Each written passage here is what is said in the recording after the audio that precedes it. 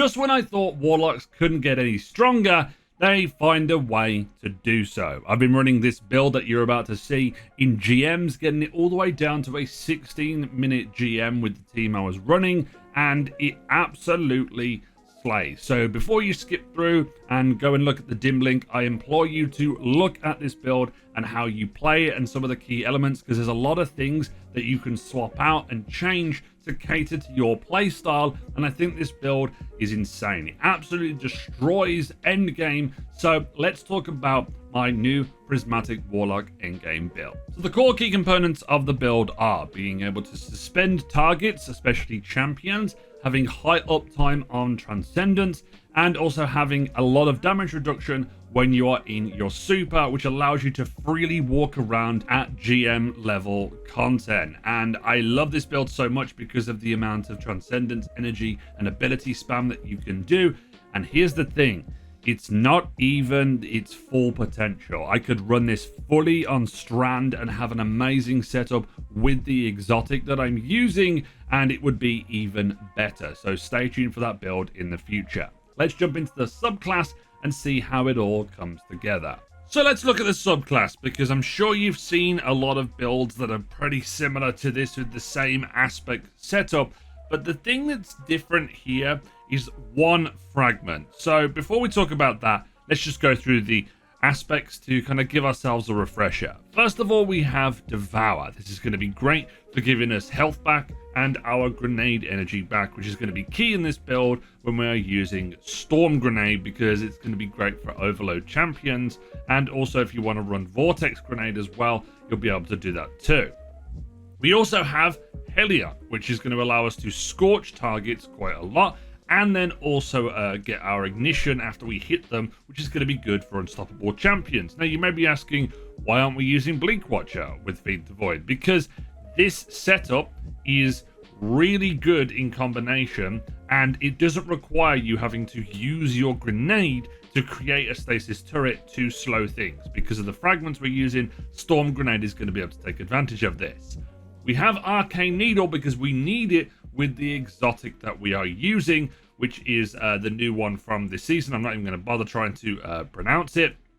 This is good because we now have the ability to unravel things, and also with the exotic allows us to burst barrier champions' shields, which is great. We're using Song of Flame because it's amazing, and we can use, Cataclysmic and also Needle Storm. But Song of Flame is just good because it gives you a 90% damage reduction, and I think it's like 30 to 35% damage reduction when you're around teammates, or they get the 30 to 35%. You get a 90% when using this, and the amount of times this has saved me in GMs is unreal. So let's go through the rest of the fragments first. First of them is Dominance. This is going to allow us to jolt targets with our grenade, which is fantastic. Doing that is going to be great for overloads. We can also swap it out for Weaken, which is also going to be good because this season Weaken is top tier thanks to that artifact perk. We have Facet of Dawn, which is going to allow us to have a 25% damage buff and also give our other weapons the ability to go Radiant and have barrier piercing capabilities. We have Facet of Balance, which is rapidly defeating targets with light damage, grants melee energy, which is what we need.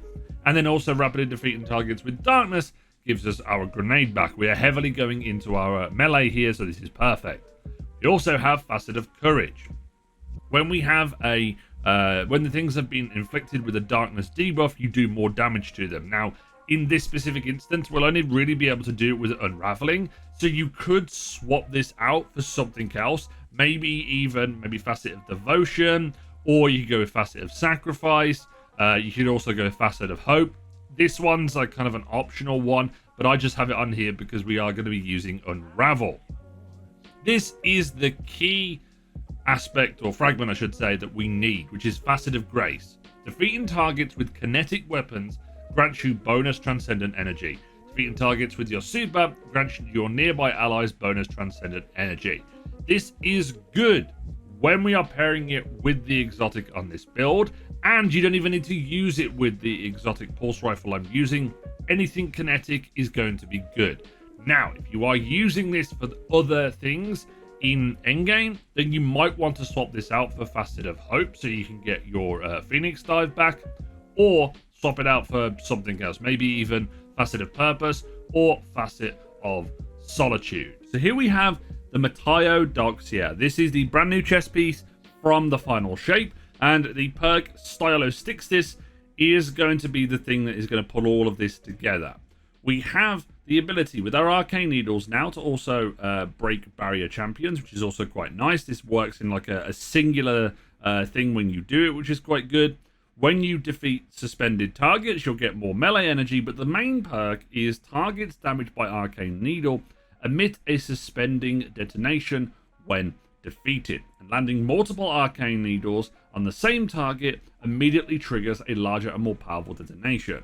So the way this works in a little gameplay demonstration, if I stun this Overload champion, when I hit them with 3 Arcane Needles, a big suspending blast comes away and they're able to stay up in the air. If I use an Arcane Needle on a regular enemy, you can see that a little suspending burst goes out. Now if I get my Arcane Needle back, which is very easy when you have the ability to use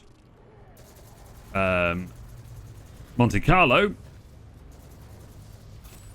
you can see when I put 1 onto an enemy, you can see this little symbol. I can put 2 onto the enemy and also have the same symbol, which means that target is marked. So this is a good indication of you being able to have it available to you. This will only really work and suspend things like big targets if it is a champion style enemy or a non-boss style enemy. The key thing to take into consideration before we jump into the mods is using Outbreak Perfected. Using a kinetic weapon in general is going to allow you to generate so much transcendent energy, and the reason that's important is because when you are transcendent, you get even more damage reduction, but also when you throw out a grenade, you will get so much faster ability regen from your melee, so you can throw that out quicker, which allows you to get your grenade back, and then you do that loop until Transcendence ends. I was able to get my Transcendence back in like 45 seconds to a minute at times, if not quicker, depending on the target that I was shooting. So having this ability to suspend targets at will, especially Wyverns in the Glassway GM, in like overloads that are causing you a problem, or even just pop barrier shields with 1 singular Arcane Needle. And the crazy part about it is that this build doesn't require any mods from the artifact to work in tandem. You can literally use this build with no mods from the artifact and you'll still have a great time. It'll be even better in future when they add specific things that'll help you out on the seasonal artifact. For the mods on this build, we are going to be focusing into more weapon damage on this setup, but there are some modifications that you can make to cater to your own playstyle. First of all, we have a kinetic siphon because it's going to be good for making orbs of power. Alongside that, ashes to assets and heavy ammo finder just for that generation all the time. Harmonic siphon is also good if you're not running a kinetic weapon, but I'll explain a little bit more why you wouldn't run a kinetic weapon in just a moment. For our arms, we have double momentum transfer and impact induction. You can swap one of these out if you want to and go with firepower so you can generate more orbs. It's entirely up to you. Chest piece, we have resistances and also a concussive dampener for the GM that this week as I've been running the Glassway, but it just changes depending on what you're running. And then I have 2 kinetic surges purely because it's going to give us, I believe it's a 17% damage increase to our Outbreak Perfected, and we have recuperation. You don't want to do this, you can swap it out for invigoration, and then also swap it out for absolution as well if you don't want any weapon damage. On our bond, we have time dilation, which is going to be good. Likewise, we also have outreach, which is going to be good for getting our melee back, and then Reaper as well for making orb gen. The main modification that you need to make is on Prismatic with your weapon setup. If you're not running a kinetic weapon, then drop Facet of Grace. I said it in the previous part when I looked at the subclass, you need to drop this because you're not going to get the added effect of using a kinetic weapon. When you use it with Outbreak, it's absolutely insane. For the artifact, once again, if you are running a Void Grenade, when you are not running anything Jolt, you can use this and get even more damage out. Shield Crush is going to be great because you're going to be able to give yourself back more melee and amplified, and Radiant gives you more grenade charges. You would probably have to swap your super out to be able to take advantage of this.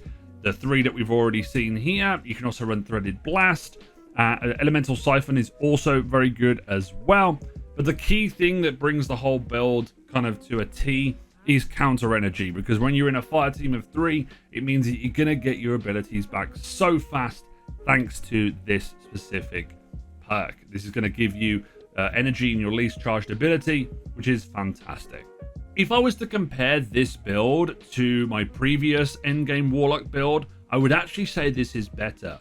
Why? Because you have the ability to throw out your grenade and overload things way quicker, as opposed to having to consume your grenade to let your stasis turrets do the work. Having an Arc Soul is also nice because you get even more damage reduction when you are amplified, but having the freedom to suspend a target or suspend multiple targets, especially champions, when you have it available to you, is insane. And this isn't even a Strand build. I said it earlier, I want to see how I can take advantage of this in a full Strand setup, so I'll be doing a video on that pretty soon, and it'll be interesting to see how the weapon setup changes or what I'll do with this build in other GMs, because this thing is nuts. And I'm glad I can bring it all to you. So let me know what you think down in the comments section down below. Are you going to be using this build? If you are, leave a like on the video, subscribe as always. And this has been It's Jimbo, and I'll see you guys next time.